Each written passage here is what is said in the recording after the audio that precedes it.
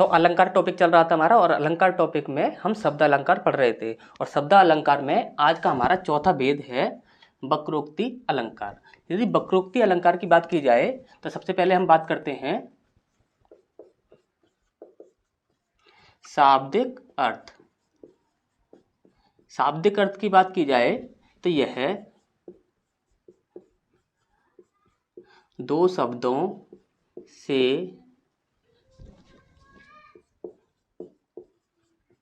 मिलकर बना है। ठीक, यह क्या होता है? दो शब्दों से मिलकर बना होता है। सबसे पहला है आपका वक्र और दूसरा होता है आपका उक्ति। इस प्रकार से आपका बनता है वक्रोक्ति। ठीक, अब यहाँ इनका मतलब क्या होता है? वक्र का अर्थ होता है आपका टेढ़ा, उक्ति का अर्थ होता है कथन। इस प्रकार से इसका अर्थ बनता है टेढ़ा कथन। ठीक, यह दो शब्दों से मिलकर बना होता है।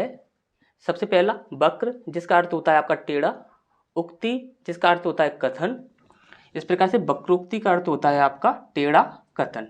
अब इसे किस प्रकार से समझा जाए? हम इसे समझते हैं परिभाषा से। ठीक, यहाँ पर परिभाषा क्या होगी इसकी? जब कहने वाले के शब्द का अर्थ कुछ और हो और सुनने वाला उसका अर्थ अपनी रुचि या परिस्थिति के अनुसार कुछ और माने और प्रकट भी करे। ध्यान से समझिए, जब कहने वाला, जो व्यक्ति कहने वाला है, जो व्यक्ति बोल रहा है, उसके शब्द का जो अर्थ होगा, जो कहने वाला जो व्यक्ति है उसके शब्द का जो अर्थ होगा उसके अनुसार जो होगा वो कुछ और होगा। लेकिन जो सुनने वाला व्यक्ति जो होगा वह अपनी रुचि और परिस्थिति के अनुसार, वह अपनी रुचि और परिस्थिति के अनुसार उस शब्द का कुछ और ही अर्थ निकालेगा और उसी को वह मानेगा। और सबसे ज़्यादा इम्पोर्टेंट जो बात है वो आपको याद रखनी है, और उस अर्थ को जो सुनने वाला जो है वह प्रकट भी करेगा। क्या करेगा? प्रकट भी करेगा। तो ये चीज़ आपको अच्छे से समझ आ गई होगी। आगे बढ़ते हैं, तब तक आप इसका स्क्रीनशॉट ले लीजिए। इसके बाद हमारा नेक्स्ट पॉइंट है, आपको यहाँ याद रखना होगा आवश्यक बातें। आवश्यक बातें आपको याद रखना होगा। यहाँ पर सबसे पहला होगा आपका वक्ता के द्वारा कही बात का एक अर्थ अवश्य हो। वक्ता जो भी बात कह रहा है उसका एक अर्थ जो हो वो अवश्य होना ही चाहिए। अब इसके बाद दूसरा पॉइंट है आपका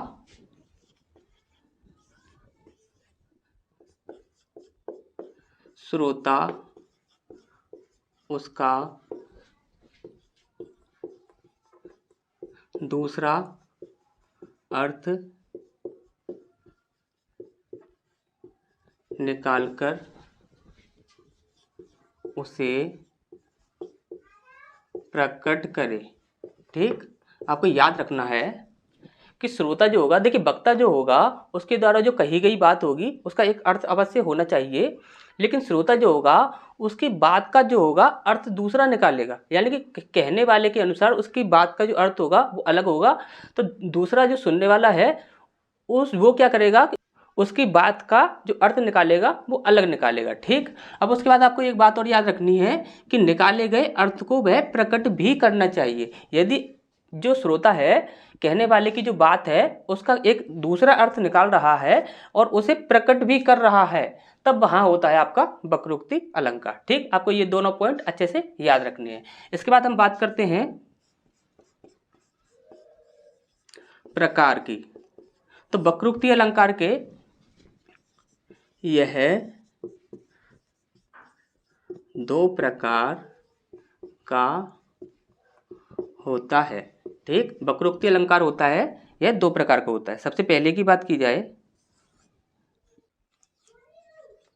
श्लेष वक्रोक्ति। ठीक, श्लेष वक्रोक्ति। श्लेष वक्रोक्ति जो होता है इसका पहला प्रकार होता है। यदि इसकी बात की जाए तो इसके भी आपके दो भेद होते हैं। सबसे पहला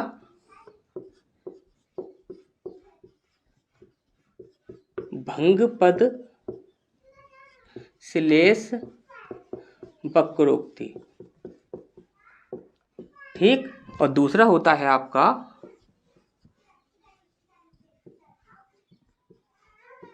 अभंग पद श्लेष वक्रोक्ति। ठीक, यहाँ पर सबसे पहला होगा आपका, देखिए श्लेष वक्रोक्ति जो है इसके दो प्रकार होते हैं। पहला होता है भंगपद श्लेष वक्रोक्ति, दूसरा है आपका अभंगपद श्लेष वक्रोक्ति। इसके बाद जो आपका वक्रोक्ति अलंकार होता है इसका पहला प्रकार श्लेष वक्रोक्ति होता है और इसका दूसरा प्रकार जो होता है काकू वक्रोक्ति। ठीक, दूसरा प्रकार होता है इसका काकू वक्रोक्ति। तो ये चीज आपको अच्छे से समझ आ गई होगी। नेक्स्ट की ओर बढ़ते हैं, तब तक आप इसका स्क्रीनशॉट ले लीजिए। तो हमारा नेक्स्ट पॉइंट है यहाँ पर, सबसे पहला हम पढ़ने वाले हैं भंगपद श्लेष वक्रोक्ति। ठीक, अब यहाँ पर सबसे पहले आपको समझना है कि ये भंगपद क्या है। भंगपद, ये चीज आपको अच्छे से समझ आ गई तो इस अलंकार को आप अच्छे से समझ जाएंगे। जैसे कि भंगपद होता है जब कहने वाले के शब्द का सुनने वाला उस शब्द को टुकड़ों में विभाजित करके उन टुकड़ों के अलग अलग अर्थ निकाले। ठीक, आपको यहाँ पर क्या याद रखना है, भंगपद में क्या होगा, जब कहने वाला जो होगा तो उसका जो शब्द होगा उस शब्द का सुनने वाला क्या करेगा कि उस शब्द को पहले तोड़ देगा और उस शब्द को तोड़ने के बाद उसके जो अर्थ बनाएगा वो उन टुकड़ों के अर्थ बनाएगा, यानी कि वो शब्द का दूसरा अर्थ नहीं बनाएगा बल्कि उस शब्द के टुकड़ों का अर्थ बनाएगा। जैसे कि आप अच्छे से जानते हो कि जब हम संधि की बात करते हैं तो टुकड़ों से जोड़कर ही एक शब्द बनाया जाता है। इसी प्रकार से जैसे इसे एग्जाम्पल से समझते हैं, जैसे तो यहाँ पर ये आपको एक एग्जाम्पल दिख रहा है। तो यहाँ पर देखिए होता क्या है कि एक यहाँ पर वक्ता है और एक यहाँ पर श्रोता है। तो वक्ता जो है वो एक नायक है और श्रोता जो है वो एक नायिका है। तो यहाँ पर होता क्या है कि वक्ता से किसी बात पर जो श्रोता है यानी कि जो नायिका है वो किसी बात पर अपने नायक से नाराज हो जाती है। तो वक्ता यानी कि श्रोता यानी कि वो जो नायक जो है वो क्या करता है, नायक अपनी नायिका को मनाने के लिए एक शब्द बोलता है गौरवशालिनी। अब आप अच्छे से समझते हो कि गौरवशालिनी यदि किसी के लिए बोला जाए तो वह उसे कितना अच्छा लगना चाहिए, ठीक।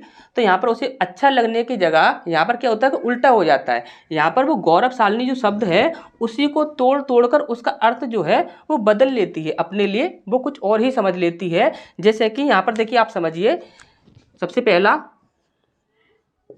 गौ प्लस अवसा प्लस आलिनी, ठीक। गौ प्लस अवसा प्लस आलिनी, इस प्रकार से आपका क्या बनता है, आपका ये गौरव शालिनी, ठीक। यहाँ पर क्या बना आपका गौरव शालिनी। अब यहाँ पर इसका अर्थ वो निकालती है, तो निकालती क्या है तो वो चीज़ समझिए। जैसे कि यहाँ पर बोला गौ, तो गौ के लिए आप अच्छे से समझ सकते हो, गौ क्या होता है आपका, एक सीधी सादी गाय जिसे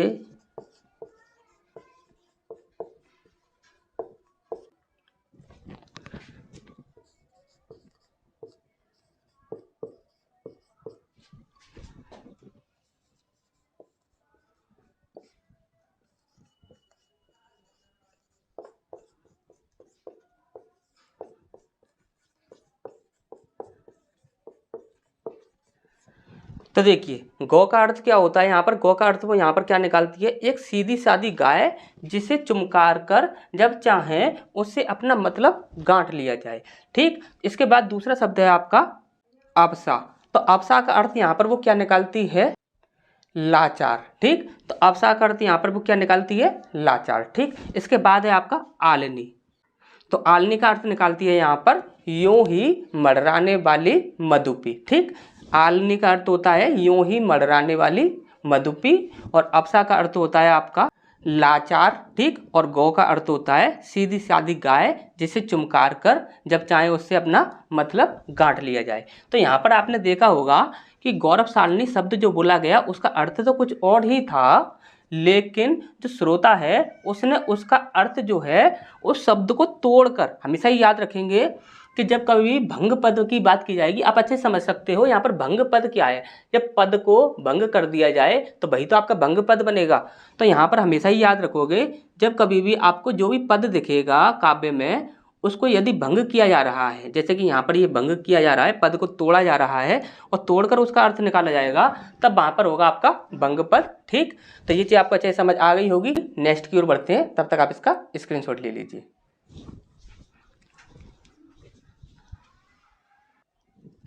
इसके बाद नेक्स्ट पॉइंट है हमारा दूसरा, अभंग पद श्लेष वक्रोक्ति। अब ये देखिए अभंग क्या होता है,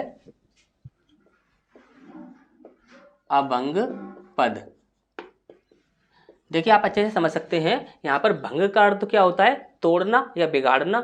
इसी प्रकार से आज जो होता है, आप अच्छे से समझ सकते हैं कि जो आपका उपसर्ग होते हैं उसमें से आज उपसर्ग होता है ये आपका नेगेटिव शब्द बनाने के लिए प्रयोग किया जाता है। जैसे कि कोई भी आपका सकारात्मक शब्द है उसे यदि आप नकारात्मक बनाना चाहते हैं तो वहाँ पर आ का प्रयोग किया जाता है, ठीक। तो यहाँ पर इसका अर्थ क्या हो जाएगा, जब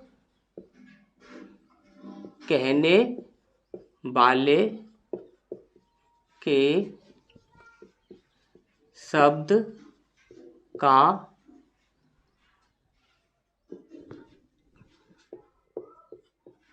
सुनने वाला उसके टुकड़े किए बिना दूसरा अर्थ निकाले, ठीक। यहाँ पर क्या होगा, जब कहने वाले के शब्द का सुनने वाला जो होगा वो उसके टुकड़े किए बिना दूसरा अर्थ निकालेगा, तब वहाँ पर क्या होगा आपका अभंग पद श्लेष वक्रोक्ति, ठीक। तो इसे एग्जाम्पल से समझते हैं।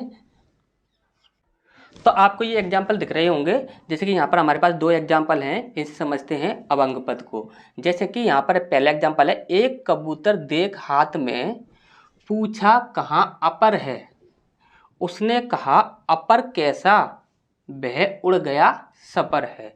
अब यहाँ देखिए होता क्या है कि जब जहांगीर नूरजहां से पूछते हैं, देखिए ऐसा होता है कि जो जहांगीर जो थे उनके पास दो उनके प्रिय कबूतर थे, तो वह नूरजहां से पूछते हैं, क्योंकि जहांगीर को नूरजहां के हाथ में सिर्फ एक ही कबूतर दिखता है और उनके जो प्रिय कबूतर थे वो दो थे।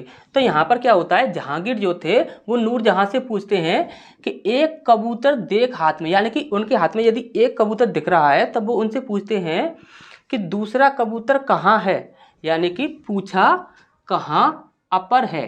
यानी कि अपर का मतलब आप ध्यान से समझिए, अपर का मतलब होता है दूसरा।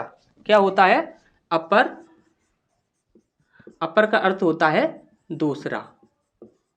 अब ये जो अर्थ है ये किसके अनुसार है? ये कहने वाले के अनुसार है।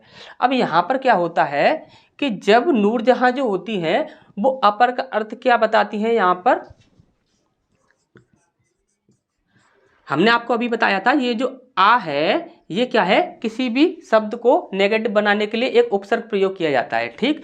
और यहाँ पर का अर्थ होता है पर। यहाँ पर का अर्थ समझिए, यहाँ पर जो पक्षियों के जो पर होते हैं, तो यहाँ पर क्या होगा, अपर का अर्थ होगा बे पर, यानी कि बिना पर वाला। अब यहाँ पर क्या होता है कि नूरजहां जो होती हैं वो बोलती हैं कि जो कबूतर जो था वो अपर नहीं था, यानी कि उन्होंने बोला था कि दूसरा कबूतर कहाँ है, और यहाँ पर इस दूसरा को ही उन्होंने क्या समझा कि अपर, यानी कि बिना पर वाला कबूतर कहाँ है। तब उन्होंने कहा, उसने कहा अपर कैसा, यानी कि बिना पर वाला कैसा, वह तो सपर था। सपर का अर्थ होता है पर के साथ, पर के साथ। तो सपर था, वह कौन था, सपर था जो कि उड़ गया, वह उड़ गया सपर है। कबूतर को उड़ाया और बोला कि वह क्या है, सपर है, यानी कि पर के साथ है, उसके भी पर हैं। आप बोल रहे हो कि बिना पर वाला कबूतर, बिना पर वाला कबूतर नहीं है, वो क्या है, सपर है, यानी कि पर वाला है, ठीक। तो ये चीज आपको अच्छे समझ आ गई होगी। यहाँ पर देखिए अपर जो शब्द है उसके यहाँ पर एक पहला अर्थ ये जो कि किसके अनुसार था, जो कहने वाले के अनुसार था, और सुनने वाले के अनुसार यहाँ पर बे पर, यानी कि अपर का दूसरा अर्थ निकाल दिया बे पर, ठीक। तो यहाँ पर देखिए ये जो अपर शब्द है इसको कभी तोड़ा नहीं गया है। यदि तोड़कर इसके अर्थ अलग अलग बनाए जाते और उन्हें अलग अलग प्रदर्शित किया जाता तो वहां पर अभंग पद नहीं होता, वहां पर भंग पद होता। लेकिन यहाँ पर अभंग पद है, इसीलिए क्या हुआ कि शब्द को तोड़ा नहीं गया, उसका दूसरा अर्थ बनाया गया उसी शब्द के द्वारा, ठीक। अब यहाँ पर दूसरा एग्जाम्पल है, यहाँ पर है राधा बोलती हैं को तुम हो इत आए कहाँ, यानी कि तुम कौन हो, कहाँ से आए हो। तो इसमें कृष्ण जी बोलते हैं घनश्याम, यानी कि मैं घनश्याम हूँ। राधा बोलती हैं कि घनश्याम हो तो कि तू बरसो जाकर। यहाँ पर क्या है कि घनश्याम हो तो कहीं पर जाकर बरसो ना।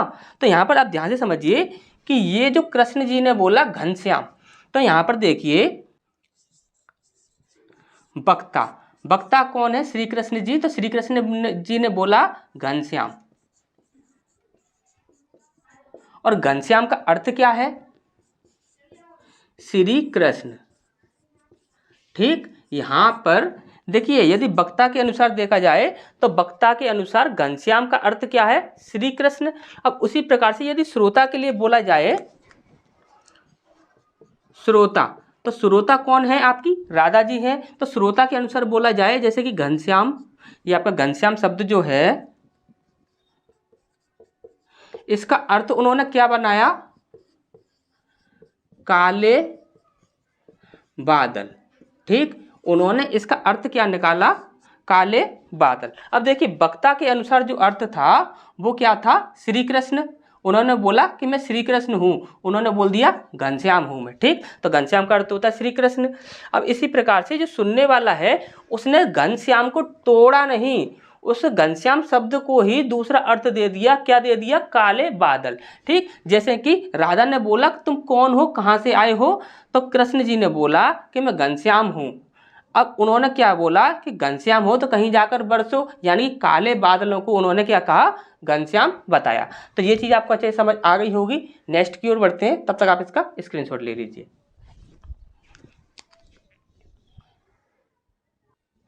अब यहाँ पर हमारा नेक्स्ट पॉइंट है काकू वक्रोक्ति।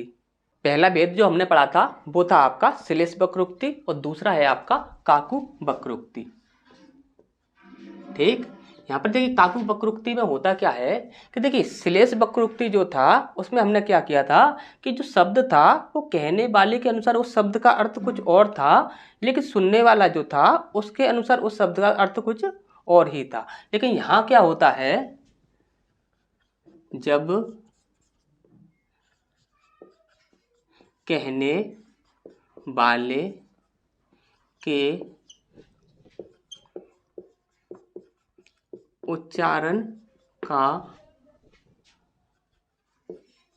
अर्थ कुछ और समझ लिया जाए, ना कि शब्द का। ठीक, अब यहाँ पर आपको ध्यान रखना है, जब कहने वाले के उच्चारण का अर्थ कुछ और निकाला जाए, शब्द का नहीं। अब तक हम क्या कर रहे थे कि कहने वाले के शब्द का जो अर्थ था उसे कुछ और मान रहे थे और कुछ समझ रहे थे, लेकिन अब यहाँ पर हमें क्या करना है कि कहने वाले के उच्चारण का, ठीक, उच्चारण का अर्थ हमें कुछ और निकालना है। इसमें आपको एक पॉइंट और याद रखना है, यहाँ शब्द के कारण ना होकर अर्थ के कारण परिवर्तन होता है। इस तरह से यह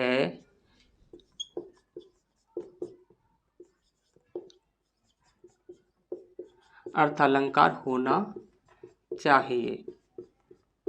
देखिए हमने क्या पढ़ा था, शब्दालंकार क्या होता है, जब किसी भी काव्य में शब्द के द्वारा, यानी कि काव्य में जो शब्द होंगे उसके द्वारा काव्य में चमत्कार दिखता है या परिवर्तन दिखता है, तो वहां पर क्या होगा, आपका शब्दालंकार होगा। ठीक, अब यहाँ पर लेकिन जो यहाँ पर क्या है कि जो अर्थ में परिवर्तन जो हो रहा है वो किसके कारण हो रहा है, अर्थ के कारण हो रहा है, उच्चारण के कारण हो रहा है, यानी कि शब्दों का जो अर्थ निकलेगा उसके कारण यहाँ पर परिवर्तन हो रहा है। तो इस कारण से देखते हुए हम ये कह सकते हैं कि यह एक अर्थालंकार होना चाहिए। ठीक, लेकिन यहाँ पर फिर भी इसे अर्थालंकार ना मानकर इसे शब्दालंकार माना जाता है। ऐसा कैसे होता है, ध्यान से समझिए।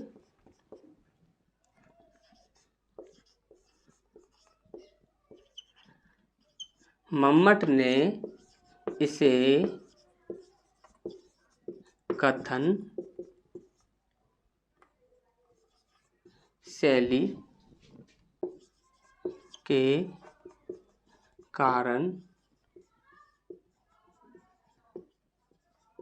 शब्दालंकार माना है। ठीक, आप क्या कहोगे जब कभी भी कोई भी आपसे पूछे कि यह अर्थ के कारण इसमें परिवर्तन हो रहा है फिर भी इसे शब्दालंकार क्यों माना जाता है, तो आप बताओगे मम्मट ने इसे कथन शैली के कारण शब्दालंकार माना है। तो इसे एग्जाम्पल से समझते हैं। तो यहाँ पर आपको ये एग्जाम्पल दिख रहा होगा, जैसे कि यहाँ पर बोला गया है जाओ मत बैठो यहाँ। अब यहाँ पर बोलने वाला जो था, यानी कि वक्ता जो था, उसके अनुसार उसने क्या बोला था, उसने बोला था जाओ मत बैठो यहाँ। ठीक, उसने बोला जाओ मत, अभी जाइए मत, यहाँ पर बैठ जाइए, यानी कि जाओ मत बैठो यहाँ, उसने जाने के लिए मना किया था। ठीक, अब यहाँ श्रोता ने क्या समझा, अब श्रोता यहाँ पर क्या समझता है ये चीज ध्यान से समझिए। जाओ मत बैठो यहाँ। ठीक, यहाँ पर श्रोता ने क्या सुना, जाओ मत बैठो यहाँ, उसने समझा कि वो बोल रहा है कि जाओ यहाँ पर बैठो मत, चले जाओ। उसने समझा कि कि यह जाने के लिए बोल रहा है, और श्रोत वक्ता जो था उसका कहना था कि जाना नहीं है, आपको बैठना है। ठीक, तो वक्ता ने जाने के लिए मना किया था और श्रोता ने जाने के लिए क्या सुना था कि चले जाओ, उसने ये समझा था। ठीक, तो ये चीज़ आपको अच्छे से समझ आ गई होगी। यहाँ पर क्या हुआ कि जो कथन जो था उसमें उच्चारण के कारण यहाँ पर क्या हुआ था, परिवर्तन हुआ था। ठीक, यहाँ पर यदि आप इसे पढ़ोगे तो आप अच्छे से समझ जाओगे कि जाने के लिए मना किया जा रहा है, क्योंकि कॉमा यहाँ पर लगा हुआ है मत के बाद। लेकिन यहाँ पर श्रोता ने जब कभी समझा तो यहाँ पर देखिए कॉमा कहाँ लगा है, जाओ के बाद लगा है। तो यानी कि जाओ के बाद आपको कॉमा दिखेगा तो आप इस थोड़े से समय के लिए रुकोगे, तब यहाँ पर रुकने का जब समय मिलेगा आपको, तब आप क्या समझोगे कि यही पहला है और इसके बाद ये दूसरा है, और यहाँ पर समझोगे आप कि ये पहला है और ये दूसरा है। ठीक, तो इस प्रकार से क्या होता है कि उच्चारण के कारण जब कभी भी आपको दिखता है कि परिवर्तन हो रहा है, तब आप क्या बोलते हो कि यहाँ पर क्या होगा, आपका काकू वक्रोक्ति। ठीक, तो ये चीज़ें आपको अच्छे से समझ आ गई होंगी। तो फिर मिलते हैं फिर नेक्स्ट क्लास में।